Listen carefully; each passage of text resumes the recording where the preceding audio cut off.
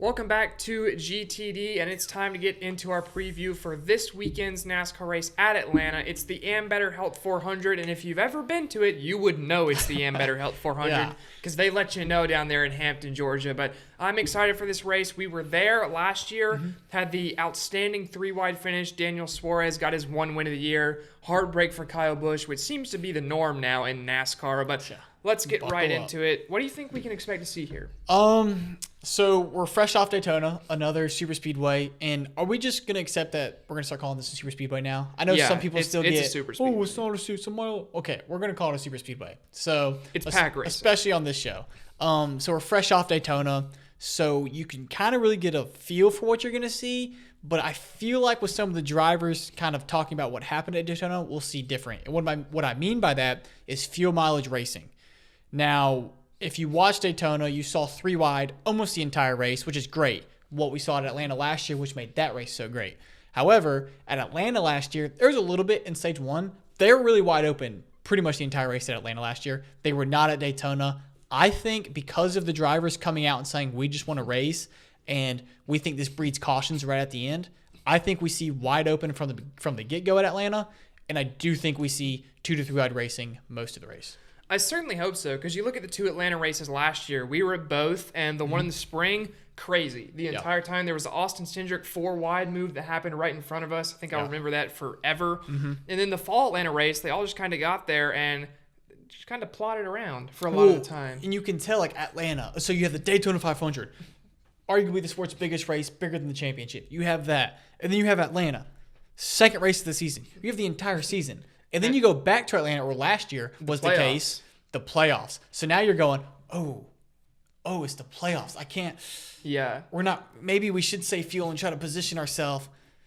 They're not worried about that. Hopefully not. I hope we get good racing, because NASCAR is always the best when they just let the drivers have at it. Right. The good old boys have at it philosophy. But I agree with you. I think we're going to see more frenetic racing than we saw at Daytona for sure. And one thing we talked about earlier this week, if you caught the episode on Daytona, if not, I would encourage you to go check that out. But we talked about the Toyotas not really being able to handle themselves in the pack at Daytona, and they couldn't take pushes at all. They struggled to lead lines, and Atlanta has a greater sensation of speed, according to pretty much every driver that's asked about it. Tighter quarters, just as high banks pretty much at Atlanta. They're very high, and those Toyotas, I think, are going to not have a good time at all this weekend.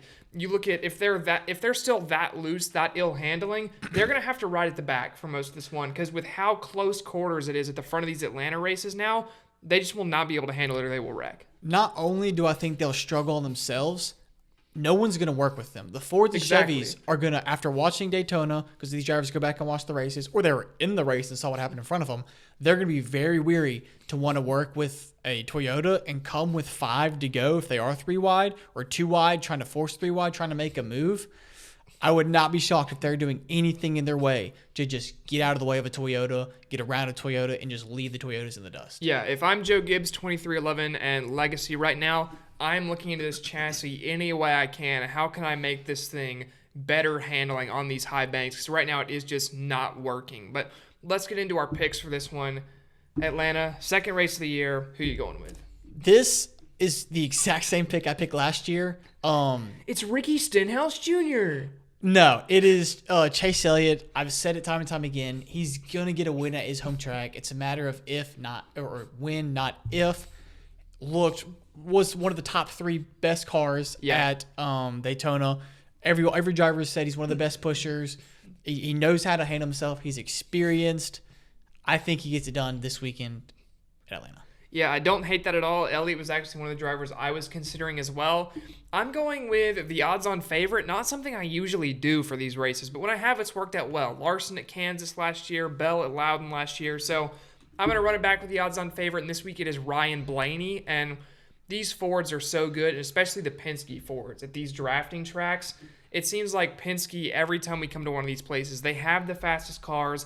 A lot of times they end up with the win. Ford, a lot of the times, ends up with the win. So I'm taking Ryan Blaney to get redemption for last year's spring Atlanta race. And now we have something a bit new this week. This is our Dark Horse Pick of the Week. Yeah. This is something that we're going to be doing every week, but obviously it's more prevalent at the super speedways. So figured we bring it to you. And Mine for this week is a guy that just missed my start of the year playoff bracket, but I think he could easily sneak in. It's the number 4 car of Noah Gragson. We saw front row be quick here in both races with Michael McDowell, Todd Gilliland. Noah Gragson was up near the front a lot, near the last third of the Daytona 500 last week, and I think this is a very savvy racer who, if he can keep a little bit of a cool head, has the speed, he has the ability, and these Fords are fast. I think he stands a chance to win this weekend. Yeah, my dark horse, if you watched the Daytona preview, he's actually the same team as that guy. He's not the same team as Noah Gragson? He was last year, not anymore. He wasn't the same team as Noah Gragson? No, not as Noah Gragson, as my pick, my dark horse pick from last week. But he's a guy I have just barely making the playoffs, and this could be his avenue. And that's Shane Van Gisbergen. This isn't a road course. Look, he's been decent enough at these super speedways. He's got, I know at Talladega last year, he got to when he was with Colleague, he got tangled up. He got tangled up yesterday. Trackhouse just overall rough day at Daytona. Everyone wrecked. Yeah. So I think it's a dark horse for a reason, right? So yeah. I think he's got the stuff. I think he's got the moxie. And I would love to see SVG win. I'm shocked you didn't pick a Toyota. Yeah, I'm not at all. I'm definitely not. They're not even dark horses. They're not even dark horses at this point. I think neither of us this year are going to be touching the Toyotas on the super speedways. Yeah, and real quick, something we touched on in the 500 episode, the recap, go watch that. You'll understand this better. Is teammates. Do you think we see more teamwork in between teammates this week, or do you think it's more the same with whoever can get them track position and get them in the front? I think you see it with Penske because that's something they always do really well. Outside of that, even last year at Atlanta, I feel like we didn't see teammates work together that well. There was a period where Larson and Bowman worked together last year, then Elliott and Bowman, once Larson's brake rotor said bye-bye and he went up and hit the wall. But other than that, I feel like because of how much closer Atlanta is, there's less real estate. You can't really make those moves to go find your teammates as easily. So you kind of are just stuck with whoever you're working with at the time. And I think part of the reason you see Penske be able to work so well here is because they qualify well and they're already up front together. So I think you see even less teammate cohesion than you did last week here. I want to throw out a team, and they worked together surprisingly well at Daytona, and that is RCR. The 3 and the 8. Both Austin Dillon's got super speedway wins. Kyle Busch is Kyle Busch. Both those guys know what to do at super speedways. I think other than Penske, I think they're the top team cohesion. That's fair. I think I'd agree with that because Hendrick, a lot of times those guys will go off by themselves.